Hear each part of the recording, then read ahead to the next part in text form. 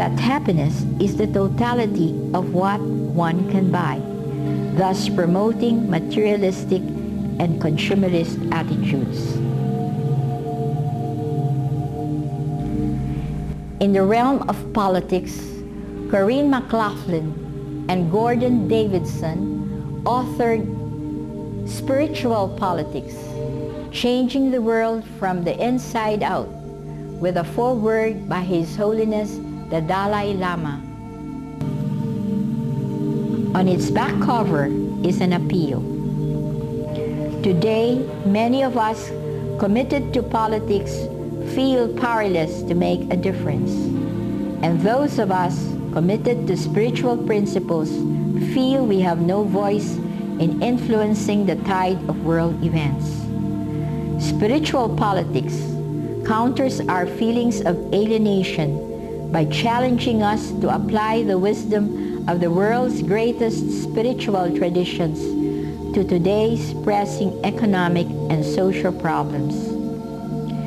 In this profound and revolutionary work, veteran social activists Corinne McLaughlin and Gordon Davidson shift the focus of political dialogue from the evening news to the hidden spiritual causes of world affairs, telling us about the deeper forces at work. The key is recognizing the divine hand behind human evolution. In the face of profound human crisis, we learn to ask what spiritual lessons are being taught. The book's unique metaphysical perspective demonstrates how the principles of spiritual politics are being practiced in the workplace and the government. Most importantly, spiritual politics shows that each individual's inner work, meditation, prayer, visualization, can affect outer events. Due to the importance of concretization of spirituality in life, psychologists who were formerly quantitative behaviorists have now shifted to the more qualitative side of research. They have gotten involved in what is now called transpersonal research, a highly qualitative research using methods to the study of transformative or spiritual dimension of human experience. Although these new approaches, according to the authors, can be applied to more traditional topics of inquiry, the methods are intended primarily for studying extraordinary or ultimate human experiences such as unity consciousness, peak experiences, transcendence, bliss, wonder, group synergy, and extrasensory and interspecies awareness, including ordinary experiences which can have numinous dimensions as well. The Spirit indeed moves where it wills.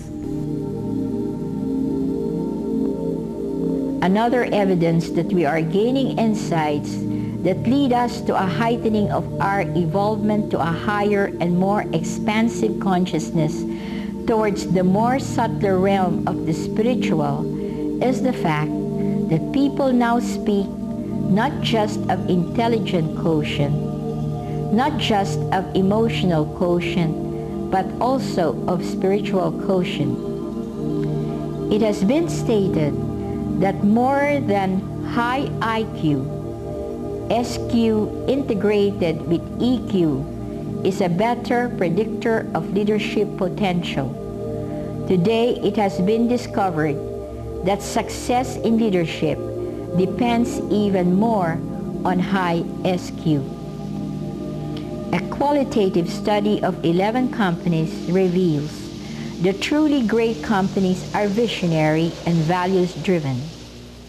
Their leaders exhibit what an author calls Level 5 leadership, whose qualities demonstrate all the characteristics present in a leader with high spiritual intelligence, including strong faith and profound personal humility. Dr. Nana Sohar, a quantum physicist, has maintained the indications of spiritual intelligence. 1. Self-awareness. That is, one knows who one really is. He/she recognizes that he or she is connected with the whole universe. 2. A values-led vision indicative of a need to naturally want to serve. 3. Use of adversity, which means owning one's mistakes and using pain and tragedy to learn from. 4. Being holistic, which refers to how an individual sees the connection between things, including being open to and interested in everything. 5. Recognition of diversity, which means to see what is different in one's person and say, thank God for that. 6. A sense of independence and interdependence. 7. The ability to put things in a bigger perspective or larger context of meaning. And 8. Spontaneity that refers to one's responsiveness to the world. Dr. Richard Wallman, in 2001, identifies 7 factors that make up human spiritual experience and behavior. They are an awareness of the divine, mindfulness, intellectuality, community, extrasensory perception, childhood spirituality to understand one's spiritual makeup, for a consciousness of one's strengths and limitations are essential to being able to see and improve personal relationships and relationship to the world. New projects are emerging with a spiritual and organic worldview. I know that the Asia Friendship Society runs a project in India, an educational center which is called the Heart of the Cosmos. Indeed, some social thinkers realize that a mechanistic and materialistic view of development cannot sustain itself. Already the cities which are congested by a population explosion are results of this materialistic worldview and are becoming unmanageable to sustain life. The mechanistic and materialistic view should be balanced by the organic and spiritual worldview. Concretizing what this would entail in terms of social organization, Breed Griffiths, in his book, The New Vision of Reality, Integrating Western Science, Eastern Mysticism, and Christian Faith, describes the village that should emerge if the latter worldview is in operation. He quotes Louis Mumford, who in his book entitled The Myth of the Machine describes a village of the Neolithic age which has existed for thousands of years and are to a certain extent still present in some villages, for instance in India today. And I quote, where the seasons are marked by holiday festivals and ceremonies, where the stages of life are punctuated by family and community rituals, where eating and drinking and sexual play constitute the central core of life, where work, even hard work, is rarely divorced from rhythm, song, human companionship, and aesthetic delight, where vital activity is considered as great rewards of labor, as the product where neither power nor profit has precedence over life, where the family, the neighbor, and the friend are all parts of a visible, tangible, face-to-face community, close quotation. Indeed, if one examines the essential elements of this existence, one sees the vitality of being and becoming, enhancing the culture of life. This culture of life appears to be systematically undermined by merely a materialistic and mechanistic worldview.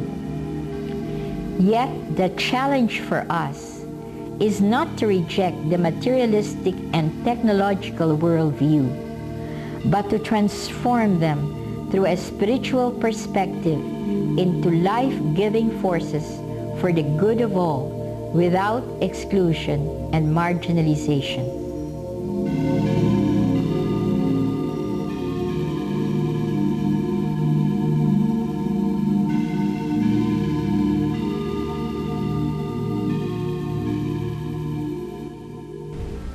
Through the darkness that we are experiencing in the beginning of the 21st century, there is nevertheless a bright ray of hope on the part of people such as you, who begin to awaken to a renewed enlightenment, an awakening to the spirit of wisdom and truth, towards a discovery of our real self, our God self.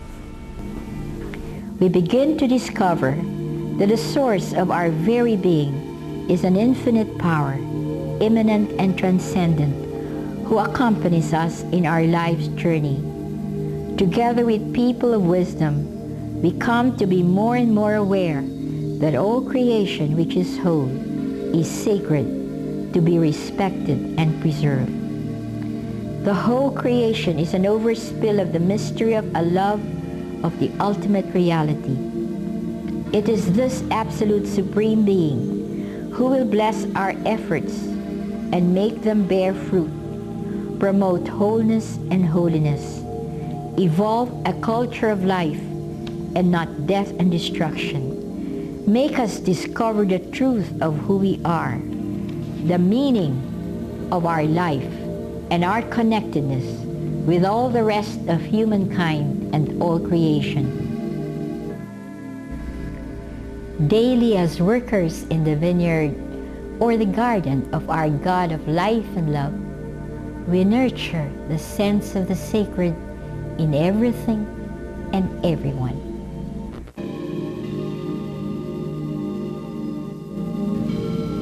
Through this mindfulness and receptivity to the divine in each element of creation through meditation, there will be less exploitation of people and the environment. But to be receptive to this further awakening of consciousness, we need to set aside regular moments of meditation, quietude, conscious that we are at home with our true self.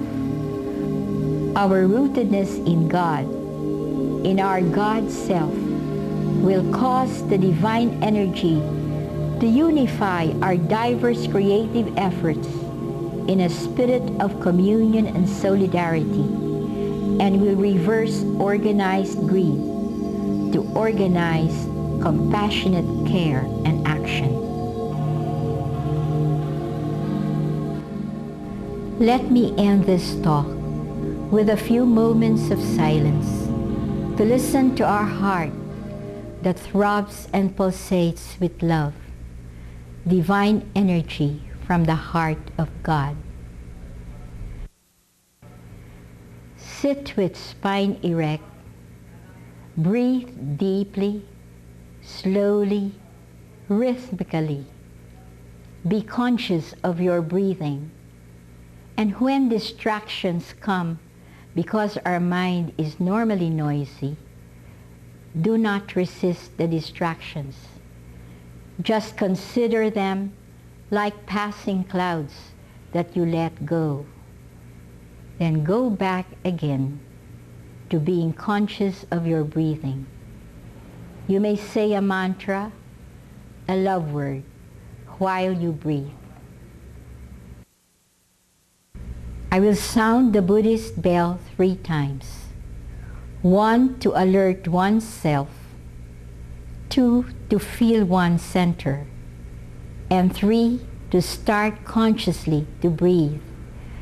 with the awareness that our God of life and love is pouring His abundant blessings and grace on ourselves, our families, our communities, our nation, our world, and the whole universe.